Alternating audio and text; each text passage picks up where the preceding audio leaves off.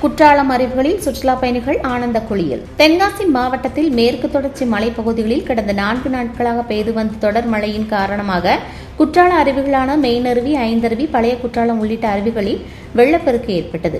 அதனால் பாதுகாப்பு கருதி சுற்றுலா பயணிகளுக்கு தடை விதிக்கப்பட்டிருந்த நிலையில் 2 நாட்களுக்கு பின்பு மெயின் அருவியில் குளிக்க அனுமதி வழங்கப்பட்டது.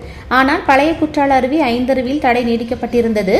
காலை முதல் மழைப்பொழிவு முற்றிலும் குறைந்து வெயிலடிக்க தொடங்கியதால் அருவிகளுக்கு வரும் தண்ணீர் வரத்து சீரானது. இதனால் தடை விதிக்கப்பட்டிருந்த பழைய குற்றாலம் மற்றும் ஐந்தருவிலும் சுற்றுலா பயணிகளுக்கு குளிக்க அனுமதி வழங்கப்பட்டது. காலை முதல் குற்றாலத்தில் உள்ள அனைத்து அருவிகளிலும் சுற்றுலா பயணிகள் குளிக்க போலீசார் அனுமதி அளித்த நிலையில் வெளியூர்களில் இருந்து வந்திருந்த பல சுற்றுலா பயணிகளும் அருவிகளில் உற்சாகமாக குளித்து மகிழ்ந்தனர். மேலும் இந்த ஆண்டிற்கான குற்றால சாரல் திருவிழா அடுத்த மாதம் நடத்தப்படுவதற்கான பணிகளில் மாவட்ட நிர்வாகம் தீவிரமாக இறங்கியுள்ளது.